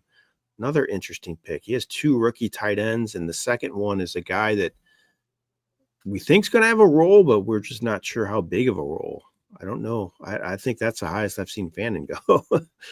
Yeah, I mean, again, that's when we're looking at a situation like that, the question is you have to believe in him. Like you have to believe that they're going to utilize him in that fashion. I don't know if they do, but I mean, listen, when you're sitting here and you're making these picks in round 16 and beyond, you kind of have to, because you're going to do a kicker and you're going to do a defense. So it's like the last 5 rounds of the draft here, you're thinking about 3 picks, and I guess it's really just kind of where you're at. Like, do you believe in a guy? Because even if he doesn't do anything, right, then you cut him, and it's no big deal. Yeah, you don't have to worry too much about it. So it's an easy cut. So way to kind of like take a shot on a guy and see what happens. That's all. I don't, again, I don't love it, but at this point in time, Jeff, I mean, it's slim pickings. Yeah. You see the Ian Hardett's team, he took Kendra Miller there. So he has another one of those dart throw running backs. I actually kind of like that one better than some of the previous ones he just took. I think Miller's kind of intriguing if he can stay healthy. Who knows what happens with Kamara this year. I think he's going to be the lead back, but I mean, at some point, maybe a trade or something happens there. Who knows? But I could see Miller maybe playing a bigger role this year. And then the other guys, running back room, we were talking about Davis picking in the one hole. He took Jarquez Hunter of the Rams, another dart throw option there. Another rookie, too. He has more rookie running backs than I've ever seen on a team. That's crazy.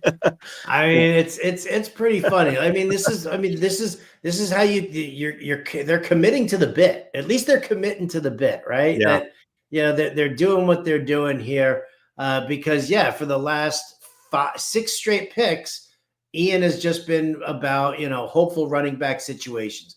Now he's got Barkley and he's got Dobbins who will probably, handle the bulk of the workload for him, right? While he uses his wide receivers for his flex spot. But if Dobbins gets hurt, And he's got to turn to Ramondre Stevenson. And if Stevenson's not producing and Henderson's kind of shoving him to the side a little bit, then he's got a little bit of a problem there if none of these backup running backs kind of pops. Yep, for sure. And then we had Torrey Horton. And he was just in my queue. I was just going to take Torrey. Yeah, I'm intrigued by him too with Marquez Valdez-Scantling gone. He seems to have clearly won that number 3 receiver job in Seattle. And that offense isn't looking too bad to me, quite frankly. I think they're going to have a really good run offense. And when you have a good run offense, it opens up the passing game. Sometimes people forget about that. So I think when you can have consistency running the ball, it'll help Sam Darnold there in Seattle. And I think Horton is a guy that could have some big games, like him more so in a best ball format. But when you're in a league like this, where it's this deep, you got to start taking some chances on guys late. And he's definitely a guy that is intriguing to me because you have Cooper Kupp ahead of him on the depth chart. We know he's just an injury waiting to happen.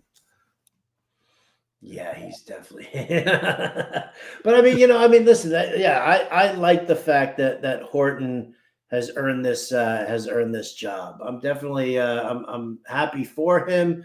I think there is some potential, there is some upside, but you also do have to remember it is very much a run first offense. Mm-hmm. So what kind of if Kupp stays healthy, what kind of opportunities are we really looking at? Again, it's just one of those things where a lot of people, because I deal with this so much, right? And you deal with it all the time too, with all the questions that come in, where it's like where guys are they're just constantly churning over their bench with the waiver wire, constantly doing it, right? Going for like a flavor of the week kind of guy, and whatever, and just they can't sit on their hands and let that go. So I look at certain guys like a Torrey Horton, right? Or some of these backup running backs. Like, I'm not freaked out about, people stealing my handcuffs, because with the way that they're going right now, they're probably going to end up having to drop some of these guys, over the first couple of weeks of the season if they can't, if their teams don't stay healthy. Yeah. And a lot of the guys might not have short-term value. They have more so long-term value if something happens or they fall out of the race, a playoff race. So sometimes you just got to stick with it. I see that a lot, especially when my son was a couple of years ago. His friends would drop people like crazy that had no business being dropped. You got to be patient sometimes. Yeah. You can't just get rid of guys immediately if they have a bad game or two. I think we see it, though, not just in younger kids leagues, but just leagues in general. People definitely have make some rash decisions when they probably shouldn't. Sometimes you got to show some patience, especially when it's a league with a deep bench like this, because there's not going to be much on the waiver wire when you get done with this draft, Howard. I mean, there could be a couple guys fall through the tracks, but we're drafting 20 rounds here, and it's going to be kind of slim out there on waivers once this thing's over with. Oh, which way to go here, my friend? Howard's up. We just had Alec Pierce went, Philadelphia Eagles defense. I am Manor with Tennessee, who looks like he could be starting maybe over Van Jefferson there, Demario Douglas, Zach Ertz. You go Mason Taylor, third tight end. I know you're big on him to maybe have a big year as rookie season, because as we've mentioned before on this stream, they don't have much outside of Garrett Wilson in the passing game. So we both like Mason Taylor. Yeah, that's the thing, is that they don't have anything there. So I mean, it's I've been very bullish on Mason Taylor throughout the entire season. Because I mean, what are you doing with Justin Fields, right? I mean, you had him relying a little bit, fairly heavily on Cole Kmet when he was in Chicago, and if you're looking to build up Justin Fields' confidence and Justin Fields' completion rate, then you got to give him the high percentage passing, and you got to give him like legitimate targets there. It's not about giving him dart throws. It's not like you're giving him this field stretcher and just being like, go get it, good luck. So I feel like it's going to be really interesting. I don't like relying on on him, on Justin Fields. But, again, this late in the draft, and here you go. I'm just going to do it with my next pick here. And I'm going to go with Josh Reynolds, also from the Jets, because one of these two guys is going to be the number 2 target in this passing offense. And you might hate Justin Fields, and you might say, what passing offense? If he does show any kind of improvement, where's he going to go with the football? If he throws for 2,600 yards, 1,000 of them are at least going to Garrett Wilson. Where's the other 1,000 to 1,500 going? So could it go to Mason Taylor? Could it go to Josh Reynolds? One or the other, I'm fine with. And then the other one's the easy drop. And I like the reason I took Reynolds also. Reynolds has experience with Tanner Engstrand, the Jets offensive coordinator. They worked together in Detroit. So there's familiarity to the scheme for Josh Reynolds. So maybe that kind of helps him get some of those extra targets. We were talking about Isaac Guriendo earlier, and man, he has dropped like a rock in these drafts. He went in the 18th round. So I guess people aren't really thinking he has any chance to be the handcuff with Robinson going to round 11. So that's interesting to me. Just something to keep in mind for your drafts, I would say, because that means in some drafts he wouldn't even be drafted because a lot of ones aren't this deep. So interesting to me that he goes that late. We did have a question about the thought process on Arizona's D. If you missed that earlier, Noel, I will say Howard said he really liked their early season schedule, so that was his reasoning there. And then Brent asked, how much of a Pitts truther is Howard if he's drafting a third tight end? That's fair. I mean, again, you're just I'm fishing for targets here in the last round, right? Like in the final picks. I mean, I'm throwing some darts here. I'm seeing what sticks, right? I mean, somebody's got to catch some passes in New York. Maybe it's Mason Taylor, maybe it's Josh Reynolds. I'm not taking Mason Taylor because I'm like, I don't have any confidence in Pitts. I just, again, having 2 flex spots, it affords me the opportunity to just take guys based off of targets, not necessarily target, potential, regardless of what position they play. Yeah, I was going to mention that too. The 2 flex spots changes things when it comes to that situation of drafting maybe 3 tight ends. It makes more sense because you can definitely use them in one of those flex spots because it's so deep at the flex for this format here. So Jordan, I'm the fantasy version of Arthur Smith. I'm going with 3 tight end sets. A lot of 13 personnel here. Jordan Love goes super late in round 18 here after Stroud and Penix. This was a guy, what wasn't he? He was top 10 2 years ago. He's really dropped like a rock here in drafts. I wonder if he's going to end up making a lot of these owners pay for that. I don't know if he has the ceiling of some of these guys, though. And I think that's why he doesn't go as high. It's a run first scheme that Matt LaFleur runs. Yeah. But I mean, listen, I think it's fine. I think, everybody, this is all reactionary to last year, right? Him and Stroud. Stroud last year was one of the highest taken quarterbacks out there. Like they were taking him. People were taking CJ Stroud like they were taking Joe Burrow last season.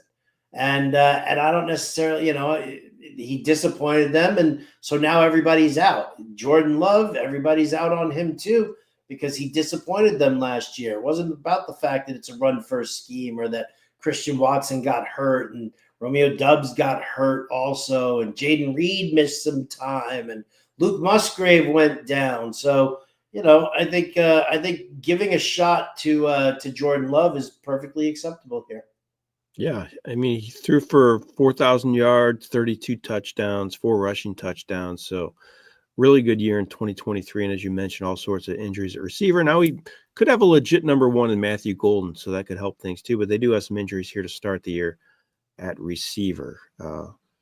Getting late here now in the draft, Howard, just a couple rounds left. What's your overall thoughts on your team as you sit here after 18 rounds? Are you happy with the way things have played out for you? Anything you do different? No, I don't necessarily think I would do anything different. I do like the way my team has come out. I've got 4 really solid running backs who I like. right? I mean, I don't love DeAndre Swift, but I love Genty and Taylor and Hubbard. So I feel confident there. I feel confident in Terry McLaurin and Cortland Sutton's role as a top 2 wide receivers there. And then I think Michael Pittman is the number 1 in Indianapolis. You can crap on Daniel Jones all you want, but Josh Downs is not the number 1, and he seems to be going, he goes like before Michael Pittman. Marquise Hollywood Brown, again, we'll see what happens, if he can stay on the field, if he can stay healthy, but we know that he's going to have ample opportunity at least to open the season. And then, then it's just a matter of like picking up some depth. I don't think, I mean, fine, maybe I jumped a little early on the Arizona Cardinals. But again, like I said, 5 out of the first 6 weeks, I mean, they've got some like serious turnover potential based on who their opponents are. Could I have waited a little bit? Probably. But, again, I mean, throw a dart at Xavier Legette, throw a dart at Darius Slayton or Torrey Horton. Sure, guys could definitely pan out, but, I'd rather just, give me the defense that I can just not think about for the first 5 or 6 weeks of the season. Right? Just lock them in there, not worry about, maneuvering or anything like that. So that's kind of where I'm at. Yeah, I think you've done a good job with your team. Made a lot of picks that I'm high on for this year, and I think you definitely could make a run here. I want to look at these other. Are you saying I'm going to win? Are you saying I'm going to win the Fantasy Life Championship here? I'd like to see what would happen in our world if you won it all. That'd be pretty amazing. That would be ridiculously amazing. So then, Jeff, if you're not going to pick me to win this whole thing, what team do you like? Yeah, see, that's what I'm trying to look at now. You want me to vamp for a little bit so you can look at everybody's roster here? I want to look. I want to get in the draft room, which I can do, and then I can see who's everybody's starters are. Kind of like I want to look at those influencers and kind of go over their teams each, and see who they have. So we'll look at that Davis team first. So he has Lamar Jackson as his QB, and then his running backs, starting ones right now, are Tracy and Tootin. Then he has Jamar Chase, Xavier Worthy, Mark Andrews, Chiefs defense, Travis Hunter, and DJ Moore as his flex spots. So he's looking for some dart throw running backs to come through. But I mean, he's got the number 1 player overall in Chase, and number 1 QB for most in Jackson, and Andrews is a solid starting tight end as well. But I don't know if I love that team out of the content creators that are on our site here. So that's the first one there. Let's look at another one, which would be. I hate the team too. I hate them. as I take my favorite kicker in the NFL. Hello, Will Lutz. I love the thin Denver air. You gotta love a Denver kicker. I agree. Never go wrong with a Denver kicker. So let's look at Dwayne's team. Dwayne McFarland from Fantasy Life. His starting QB is Caleb Williams, and he has Christian McCaffrey, Travion Henderson, A.J. Brown, Jameson Williams. Tyler Warren's a starting tight end. 49ers defense, R.J. Harvey at the flex, and Roma Dunze at the other flex. Not bad. Not a bad team there. Doesn't stack up against mine, though. Come on. No, doesn't stack up against yours. Let's look at Ian's team now. What is Ian's team named? That's it. You just keep towing that proper line there, Jeff. You just keep towing that proper line. If you want me on this live stream ever again. Well, this may be the last one of the season. Crap, man. Come on. Ian's team. So Ian Harditz of Fantasy Life, great producer on the old X there, doing a great job there. He has Jalen Hurts, Saquon Barkley, J.K. Dobbins, T. Higgins, Mike Evans, Brock Bowers, Pittsburgh Steelers defense, Jalen Water, Jordan Addison. Of the 3 I mentioned, though, I think I like that one the best so far. Not bad. And then Chef Liam's team, he has Justin Fields, James Cook, Tony Pollard, Nico Collins, Puka Nacua, Colston Loveland, Cam Little, Buffalo Bills, Tyreek Hill, DK Metcalf. Running QB scares me. Don't love Pollard as an RB2. He has some question marks there. Let's look at John Lagaz's team. He's moving AG. He has Ooh. Baker Mayfield, Bucky Irving, Kenneth Walker, Brian Thomas, Tet McMillan, Tucker Kraft, George Pickens, and Emeka Egbuka, Caleb Johnson at backup running back there. That team's my favorite of the content creators here, besides yours, Howard. How's I that? was just gonna say, besides who's? Besides yours. Okay, all right. Not bad. But so those are all the content creators team. We really appreciate them taking part in this. It's been a lot of fun. It's been a good draft. There's definitely been some different strategies that we have not seen before, Howard. So it's always interesting to see how those play out. And you're on the clock for your last pick. Let's see who you make Mr. Irrelevant on Howard Bender's team here. 2-2. Tutu Atwell. There you go. He had some. I mean, let me ask you this: with all like the handcuffed running backs that we see out here and all that, right? What if Devontae Adams or Puka Nacua goes down? Who's the third wide receiver there in Los Angeles? Yep. Tutu. He had some big games too. He showed well. He was a good red zone target for them, even though he's not that big. He found the end zone a lot last year, if I'm not mistaken. When he was playing.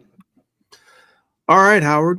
It's been fun. It's been a great draft. Again, this is the first time we've ever done this Creator Classic Fantasy Life Championship draft. Chance to win $500,000 with some great drafters in here, including yourself, Howard. And it's been a lot of fun.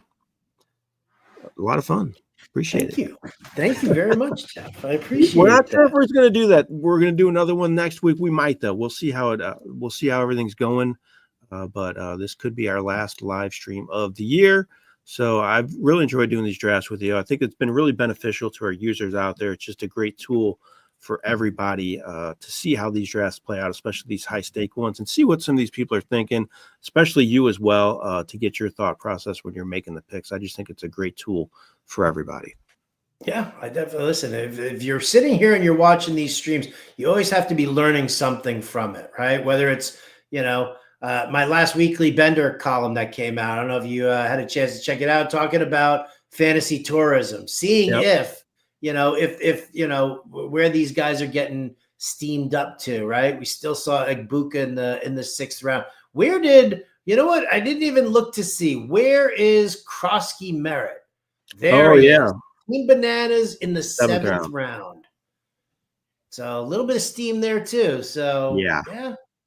I like it. Me too. We didn't talk about him at all. But again, thanks so much for doing this, Howard. Appreciate it. Thanks everybody for watching as well. I forgot to mention, I'd appreciate if everybody could subscribe and like to our channel as well. We're like 2 people away from 1,000. So we'd love to get to that 1,000 mark. So please subscribe to the channel. We appreciate it. Thanks again for watching. Good luck in all those drafts coming up this week. And I know you guys got a lot out there. Go to RTSports.com and get in one today, in addition to all your home leagues. Thanks again.